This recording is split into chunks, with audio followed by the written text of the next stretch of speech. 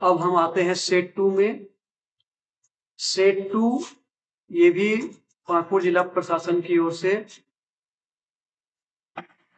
तैयार किया गया है। अब इसमें सेट 2 में हम आते हैं कि पहला क्वेश्चन, जुते हुए खेत का प्रमाण कहाँ से मिला है? तो जुते हुए खेत का प्रमाण ये कालीबंगा से मिला है।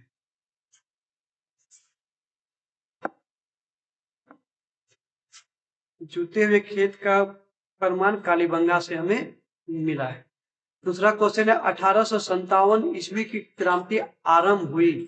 तो ये क्वेश्चन पर थोड़ा सा हम ध्यान देते हैं कि 1857 की क्रांति का निर्धारित समय निर्धारित था 31 मई, परंतु स्टार्ट ये 10 मई को ही हो गया था। और 1857 क्रांति असफल क्यों हुआ, इसके लिए एक कारण यह भी दिया जाता है कि समय से पूर्व ही यह क्रांति हो चुकी थी। अब क्वेश्चन नंबर 3 में आते हैं। इब्न बतूता ये कहाँ के निवासी थे? तो इब्न बतूता ये मोरक्को के निवासी थे और ये मोहम्मद बिन तुगलक के समय भारत आए थे। मोहम्मद बिन तुगलक के समय भारत आए थे। अगला क्वेश्चन है बाबरनामा किसकी आत्मकथा है? इस क्वेश्चन का आंसर क्वेश्चन में ही छुपा हुआ है। बाबरनामा, ये बाबरनामा बाबर की आत्मकथा है और इसे तुजुक ए बाबरी भी कहा जाता है। इस पुस्तक का नाम तुजुक ए बाबरी भी कहा जाता है।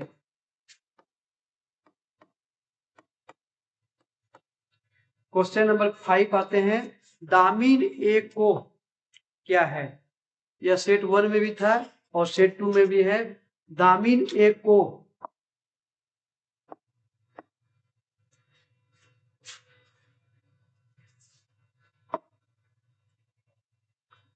ये संथालों के निवास स्थल को दामिन ए को कहा जाता है, यानी संथाल परगना की भूमि को दामिन ए को कहा जाता है। क्वेश्चन नंबर 6 में हम आते हैं कि संविधान सभा का अस्थायी अध्यक्ष किसे चुना गया था? तो हम सेट 1 में देखे थे कि संविधान सभा का अस्थायी अध्यक्ष किसे चुना गया था? डॉक्टर राजेंद्र प्रसाद। परंतु यहाँ पर अस्थायी अध्यक्ष की बात हो रही है, तो अस्थायी अध्यक्ष डॉक्टर सच्चिदानंद सिन्हा को चुना गया था। क्वेश्चन नंबर हम 7 आते हैं। 1857 ईस्वी के विद्रोह का प्रतीक चिन्ह क्या था? तो 1857 ईस्वी पर एक क्वेश्चन निश्चित रूप से रहता है, इस पर हम सब ध्यान देंगे इस पर। तो 1857 ईस्वी के विद्रोह का प्रतीक चिन्ह था रोटी और कमल का फूल। क्वेश्चन नंबर 8, पुर्तगालियों ने गोवा पर अधिकार कब कर लिया था? तो पुर्तगालियों ने गोवा पर अधिकार 1510 ईस्वी को ही कर लिया था।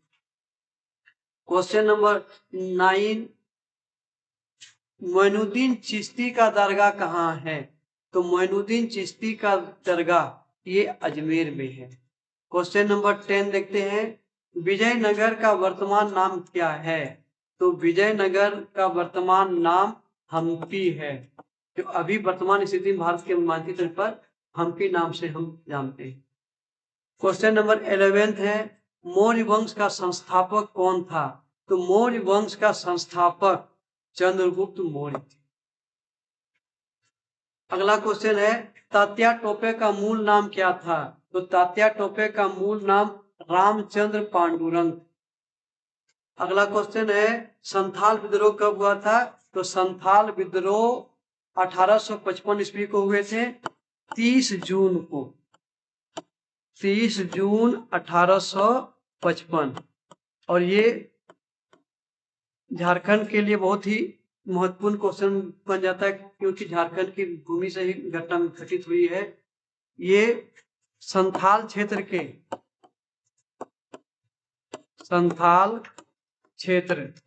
के साहेबगंज जिला के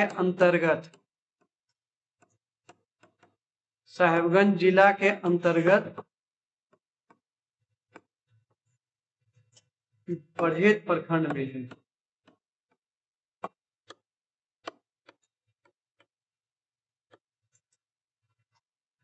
अगला क्वेश्चन आते हैं 14 नंबर में, निम्न में से किस सभ्यता को कांस्य युगीन सभ्यता भी कहा जाता है? तो हड़प्पा सभ्यता को कांस्य युगीन सभ्यता कहा जाता है, क्योंकि इस समय के लोग कांसे से परिचित थे और कई प्रकार के अस्त्र शस्त्र तथा खिलौने कांसा का बनाया जाता था, विशेष करके नृत्य करते हुए नारी का। अगला क्वेश्चन आते हैं 15 नंबर में, व्यवगत का सिद्धांत का संबंध किससे है? तो व्यवगत का सिद्धांत का संबंध लॉर्ड डलहौजी से है और बहुत हद तक 1857 के विद्रोह के लिए लॉर्ड डलहौजी ही जिम्मेदार थे।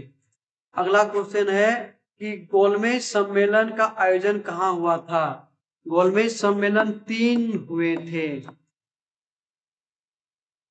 पहला हुआ था 1930 को, दूसरा हुआ था 1931 को, तीसरा हुआ था 1932 को, और ये तीनों गोलमेज सम्मेलन लंदन में हुए थे। इसमें एक जानकारी और इसमें जरूरी है कि द्वितीय गोलमेज सम्मेलन में गांधी जी भाग लिए थे। द्वितीय गोलमेज सम्मेलन में गांधी जी भाग लिए थे। अगला क्वेश्चन है, भारतीय संविधान के प्रारूप समिति, संविधान बनते समय कई प्रकार के समिति का गठन किए गए थे और उसमें एक मुख्य समिति था प्रारूप समिति, और इस समिति का अध्यक्ष डॉक्टर भीमराव अंबेडकर, BR अंबेडकर, भीमराव अंबेडकर थे।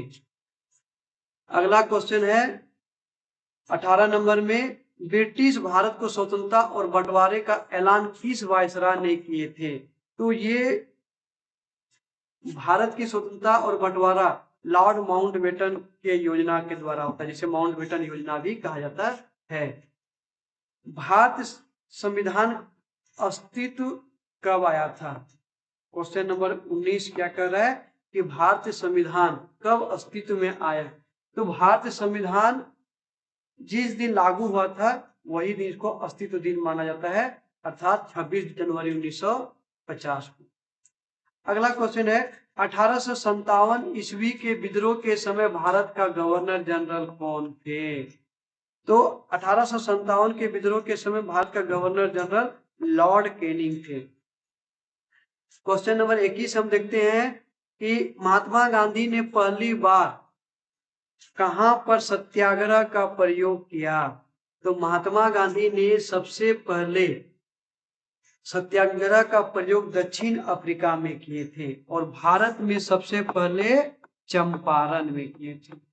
ये भी जान लेना हमें आवश्यक है, चंपारण भारत में, लेकिन सबसे पहले अगर कहा जाए तो ये सबसे पहले दक्षिण अफ्रीका में किए थे। अब अगला क्वेश्चन 22 नंबर में कह रहा है कि अस्थाई बंदोबस्त कब लागू किया गया था? तो अस्थाई बंदोबस्त 1793 ईस्वी को लागू किया गया था कॉर्नवालिस के द्वारा। क्वेश्चन नंबर 22 हम आते हैं, किसके द्वारा लागू किया गया था? कॉर्नवालिस के द्वारा लागू।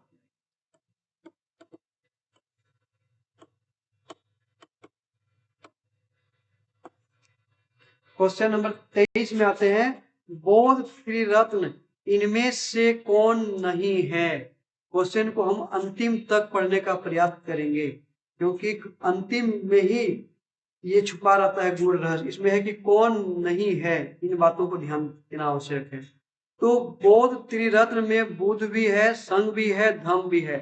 स्तूप बौद्ध धर्म से संबंधित है परंतु त्रिरत्न में नहीं है। ये आंसर इसका, ये ऑप्शन इसका आंसर हो जाएंगे। अब हम आते हैं क्वेश्चन नंबर 24, भारतीय पुरातात्विक विभाग का जनक किसे कहा जाता है? तो भारतीय पुरातात्विक विभाग का जनक अलेक्जेंडर कनिंघम को कहा जाता है। अगला क्वेश्चन 25 नंबर में आते हैं, विजयनगर राज्य की स्थापना कब हुई थी? तो विजयनगर साम्राज्य की स्थापना 1336 ईस्वी में हुए थे और इसका स्थापना करने का श्रेय जाता है हरिहर प्रथम और बुक्का प्रथम। हरिहर प्रथम एवं बुक्का प्रथम। ये क्वेश्चन सेट 1 में भी हम बताए हैं और ये दोनों संगम वंश से थे।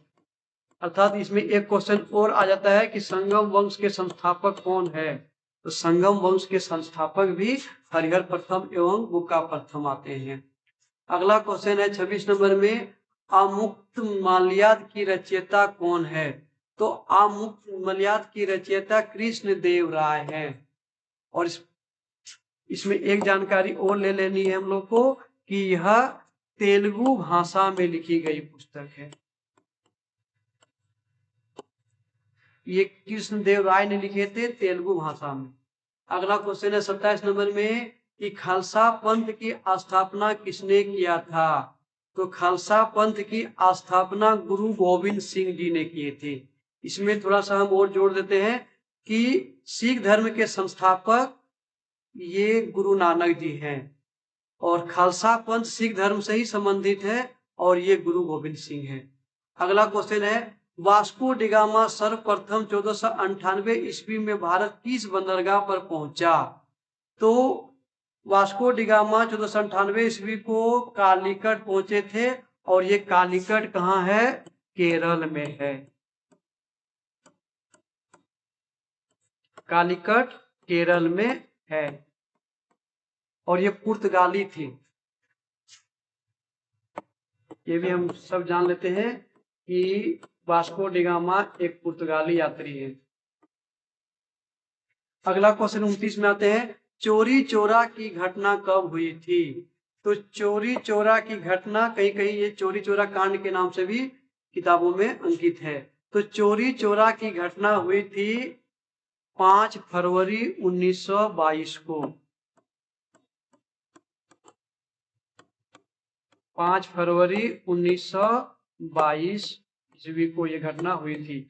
इस घटना के उपरांत गांधी जी ने असहयोग आंदोलन वापस ले लिए थे, क्योंकि गांधी जी अहिंसा के पुजारी थे और इस घटना के कारण चोरी चोरा स्टेशन के बहुत सारे पुलिसकर्मी मारे गए थे। और ये चोरी चोरा एक थाना का नाम है जो गोरखपुर जिला उत्तर प्रदेश में स्थित है। अगला क्वेश्चन हम आते हैं, विजयनगर के संरक्षक देवता। विजयनगर के संरक्षक देवता विरूपाक्ष थे और वहां पर अगर देवी का उल्लेख हो जाएगा तो उन लोग का कुल देवी पंपा देवी थी।